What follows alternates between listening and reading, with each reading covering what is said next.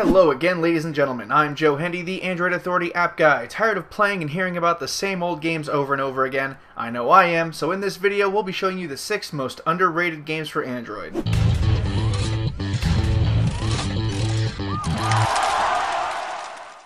If there was something that Android needed, it was a Bomberman game. In case you weren't familiar, Bomberman was a classic video game where bombs were used to kill bad guys and navigate obstacles. You earned points, you got to new levels, and even got some cooler bombs. Bombergeddon aims to bring that experience to Android. It's a little slower than a Bomberman style game should be, but it's still quite a bit of fun. It starts out slow, but you'll be dealing with maps full of bad guys in no time. There are a lot of levels, a lot of bombs, and a lot of bad guys, and pretty much everything needed to make a decent Bomberman game, so it's definitely worth checking out. As far as racing games go, people seem to prefer the ones with amazing graphics and real cars. It's not a bad concept to go with, as Gran Turismo has made quite the profit off of doing just that. However, sometimes it's fun to play a racing game that's a little more simple, and Cracking Sands brings that kind of experience. This is essentially a go-kart racing game. You know, if the go-karts were equipped with NOS and machine guns. You race around a track gunning down people in front of you and using your NOS to get an advantage. The graphics aren't the greatest and the controls take some getting used to, but once you get past the shaky learning process, it's actually a pretty fun game. If you're looking for a simple puzzle game that's actually a lot of fun to play, then Graviton is one to check out. Unlike most puzzle games, you can get through a whole bunch of levels in a relatively short time span.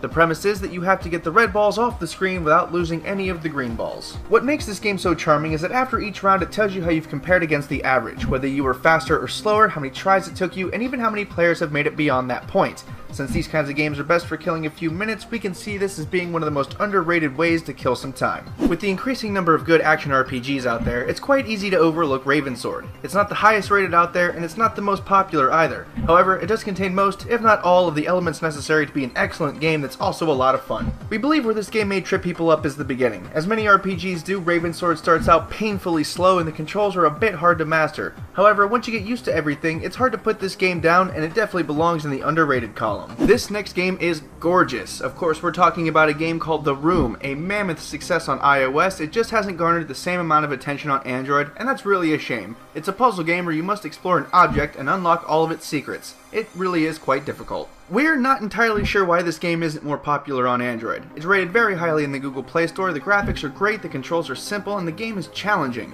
Perhaps it's a lack of people talking about it? We don't know, but we do know that this is a highly recommended game and definitely deserves more attention. Sometimes it's fun to toss the same old grinding out the window and just play some in-your-face arcade-style awesomeness.